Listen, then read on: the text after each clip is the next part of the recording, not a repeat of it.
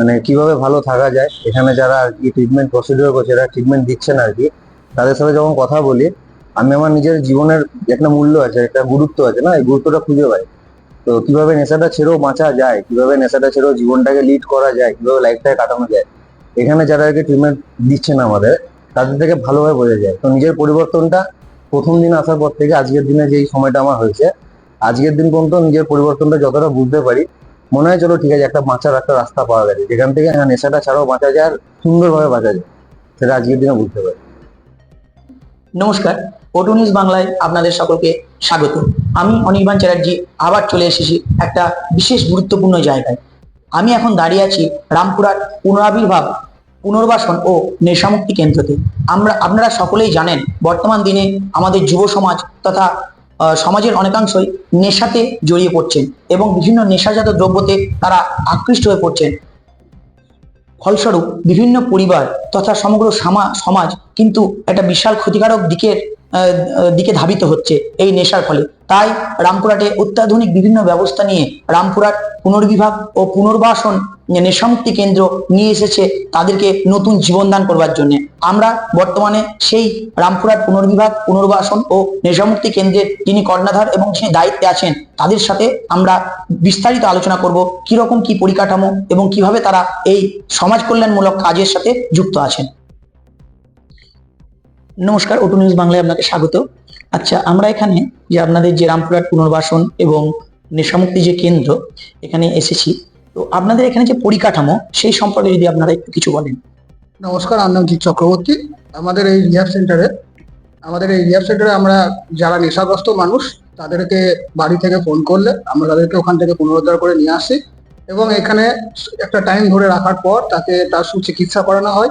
তাকে doctor, counselling এবং সময় মতন তাকে মেডিসিন এবং সময় মতন তাকে চিকিৎসা করে তাকে সুস্থ করানো হয়। বিশেষত কি কি নেশার চিকিৎসা এখানে করা হয়?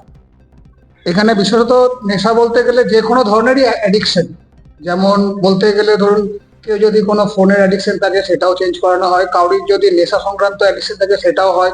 আরো নানান ধরনের যে সমস্ত অ্যাডিকশন গুলোর জন্য যাদের মানে চারিত্রিক দোষ এবং যাদের মধ্যে যাদের অনেক কিছু পরিবর্তন মানে প্রবলেম হয়ে যায় সেগুলো চেঞ্জ করানো হয়।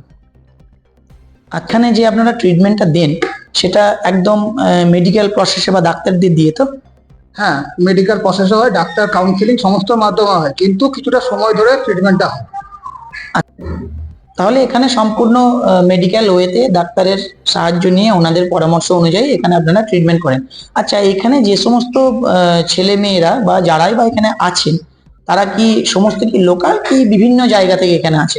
না, বিভিন্ন জায়গা থেকে এখানে আছে, আশেপাশে যে জায়গা থেকে ফোন আসে সেখান থেকে আমরা নিয়ে আসি উদ্ধার করে। সেরকম কিছু নয় যে আমাদের এই লোকালের মধ্যে সবকিছু আছে। আচ্ছা, আর এখানে কিরকম বয়সের সমস্ত যারা এখানে আছেন তাদের ট্রিটমেন্টের জন্য তাদের কি বয়সের কোনো প্রতিবন্ধকতা আছে কি? এই থেকে এই বয়স পর্যন্ত থাকা যাবে কি? যে কোনো বয়সের যে কোনো ব্যক্তি এখানে আসতে পারে? অ্যাকচুয়ালি আমাদের এখানে 13 বছর থেকে 70 বছর পর্যন্ত আমরা নিতে পারি। তার মানে এখানে কোনো রকম বয়সের প্রতিবন্ধক মানে নেশায় আসক্ত হলেই সে তার জন্য এখানে অবারিত দ্বার এবং তার ট্রিটমেন্ট প্রসেস আপনারা করবেন মেডিকেল ওয়েতে আর কি। হ্যাঁ, আমাদের এখানে এখনো সম্ভবত বলতে গেলে আমাদের শুধু রামপুরহাট এলাকা বাদ দিয়েও আমাদের বাইরের আশেপাশে পাকুড়, গোড্ডা, বর্ধমান, শ্রীরামপুর এবং এরকম অনেক দূর দূর জায়গা থেকেও আছে। শুধুমাত্র এটুকুই বলতে চাই যে শুধুমাত্র নেশাগ্রস্ত মানুষরা এখানে আছে তা নয়, যাদের মধ্যে মানসিক প্রবলেম আছে তারাও এখানে অ্যাডমিশনে আছে।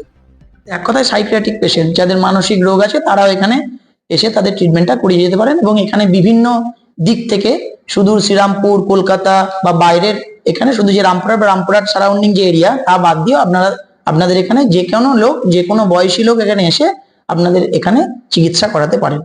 আমাদের অ্যাড্রেসটা হচ্ছে ভোল্লা মোড়, নিয়ার নিউ টাউন, রামপুরহাট। আমার এখন 6 মাস রানিং চলছে। কেমন লাগছে? খুবই ভালো লাগে। কতটা পরিবর্তন হয়েছে? অনেকখানি পরিবর্তন।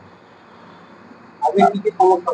আগে যখন আমি বাড়িতে ছিলাম তখন আমার মানে এতটাই ডিপ্রেশনে পড়ে গেছিলাম যে বাইরের জগতে হয়তো যদি আমি এখানটায় আসতে যদি কিছুদিন দেরি করতে ফেলতাম তাহলে হয়তো আমার কিছু একটা ক্ষতি হয়ে যেত। তো এখানটায় আসার পর ধীরে ধীরে যখন থাকতে শুরু করলাম, প্রথম মাসটা একটু খারাপ লেগেছিল, তারপর যখন আস্তে আস্তে আস্তে আস্তে যত দিন যাচ্ছে তত যত মাথা ক্লিয়ার হচ্ছে তত নিজের জিনিসটা আবার ধরতে পারছি যে মানে যত রকমের ডিপ্রেশন ছিল সবকিছু আস্তে আস্তে সরে যেতে শুরু করলো। নিজে মানে আগে কি নিজের মধ্যে নিজেকে খুঁজে পেতাম না, এখানটা আসার পর যত দিন যাচ্ছে যত মাথা পরিষ্কার হচ্ছে তখন নিজেকে খুঁজে পাচ্ছি। কেন এরকম বলবো? বাইরে জগতে হয়তো নেশা নেশা করার ফলে মানে সমস্ত দিক থেকে মাথা মানে খারাপ জিনিসগুলোতে ভর্তি হয়ে গেছিল। তো যখন এখানটায় এলাম যখন, তখন আস্তে আস্তে যত দিন যাচ্ছে নেশা ছেড়ে থাকছি তো মাথা পরিষ্কার হচ্ছে। তো যখন মাথা পরিষ্কার হচ্ছে, যখন বাইরে জগতে থাকতাম তখন প্রত্যেকদিনই নেশা করতাম। তো নেশা করার ফলে মাথায় কি হতো, বিভিন্ন ধরনের চিন্তা ভাবনা গুলো হতো। যে কোনো কিছু সলিউশন করার জন্য আমি করতাম কি নেশাটাই করে ফেলতাম, কিন্তু নেশাটা আলটিমেটলি কোনো সলিউশনের নাই। তো যখন এখানটায় এলাম, যখন আস্তে আস্তে নেশা থেকে দূরে থাকলাম, যত দিন যাচ্ছে তত মাথা পরিষ্কার হচ্ছে। তো যখন মাথা পরিষ্কার হতে লাগলো তখন কি হলো যে নিজেকে খুঁজে পেলাম আমি নিজের মধ্যে। মানে আমার সঙ্গে নিজের আত্মার কোনো মিলন ছিল না। আমার ঠিক টাইমে আমি খাওয়া দাওয়া করতাম না, পরিবারের লোকের সঙ্গে বন্ধু বান্ধবের সঙ্গে ঠিকঠাক কথা বলতাম না, কারোর সঙ্গে মিশতাম না, ঘরে চুপচাপ একা একা বসে থাকতাম। তো সেই সব জিনিসগুলো আস্তে আস্তে এখানটায় যখন এলাম, প্রথম প্রথম কারোর সঙ্গে মিশতাম না, যত দিন যাচ্ছে যত মাথা পরিষ্কার হচ্ছে তত কি হচ্ছে এখানটায় আরো যারা আমার বন্ধুরা আছে যারা, তাদের সঙ্গে আমি ঠিকঠাক ভাবে কথা বলতে পারছি। কিভাবে ভালো থাকা যায়, এখানে যারা আর কি ট্রিটমেন্ট প্রসিডিওর করছে, যারা ট্রিটমেন্ট দিচ্ছেন আর কি, তাদের সাথে যখন কথা বলি, আমি আমার নিজের জীবনের একটা মূল্য আছে, একটা গুরুত্ব আছে না, এই গুরুত্বটা খুঁজে পাই। তো কিভাবে নেশাটা ছেড়েও বাঁচা যায়, কিভাবে নেশাটা ছেড়েও জীবনটাকে লিড করা যায়, কিভাবে লাইফটাকে কাটানো যায়, এখানে যারা আর কি ট্রিটমেন্ট দিচ্ছেন আমাদের, তাদের থেকে ভালোভাবে বোঝা যায়। তো নিজের পরিবর্তনটা প্রথম দিন আসার পর থেকে আজকের দিনে যে সময়টা আমার হয়েছে, আজকের দিন পর্যন্ত নিজের পরিবর্তনটা যতটা বুঝতে পারি, মনে হয় চলো ঠিক আছে, একটা বাঁচার একটা রাস্তা পাওয়া গেছে, যেখান থেকে হ্যাঁ নেশাটা ছাড়াও বাঁচা যায় আর সুন্দরভাবে বাঁচা যায়, সেটা আজকের দিনে বুঝতে পারি।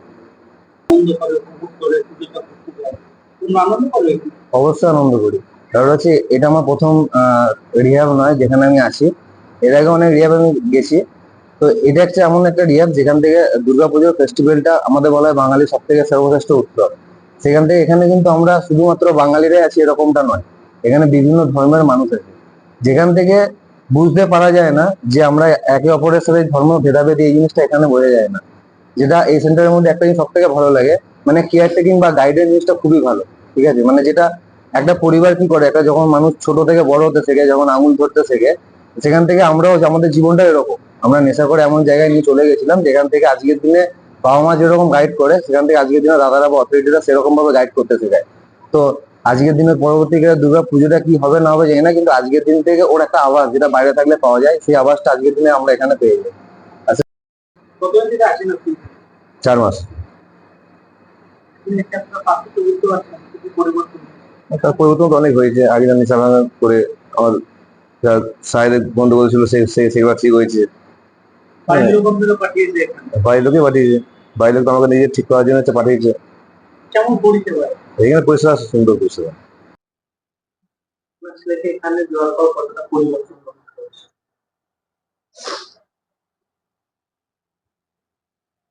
একদম পরিবর্তন হয়ে গেছে বাবা। কি কি সমস্যা হতো? নেশা করতো, নেশার জন্য এখানে দেওয়া হয়েছে, এখন আপাতত ভালো আছে। এখানকার পরিষেবা কেমন? ভালো, ভীষণ ভালো। হ্যাঁ, সব পরিষেবা ভালো, কোনো অসুবিধা নেই। যাদের গার্জেন গুলোতে এরকম ধরনের সমস্যা নেই, অবশ্যই বলবো যে প্রত্যেক গার্জেনকে যারা এরকম সমস্যায় ভোগে, তারা যদি মনে হয় এই সেন্টারে দেওয়ার জন্য, প্রত্যেকটা নেশা দিতে। ছেলে কি পড়াশোনা করে? আমার ছেলে আমার ছেলে ইঞ্জিনিয়ারিং করতে গেছিল সাউথ পয়েন্টে। তারপর ওখান থেকে addiction শুরু। অ্যাডিক্টটা কোন সময় থেকে আমি বলতে পারবো না। অ্যাডিক্টটা হয়তো এইচএস থেকে কি মাধ্যমিক থেকে, আমি জানতে পেরেছি মানে শেষ শেষ 3টে সেমিস্টারের আগে থেকে আমি বুঝতে পেরেছি। আমি হাবিব তানভীর, থাকছি ওটু নিউজ বাংলায়। অবশ্যই আপনারা দেখতে থাকুন ওটু নিউজ বাংলা, কারণ এবার বলবে বীরভূম, শুনবে বাংলা। এবার বীরভূমের কথা শুনবে বাংলা।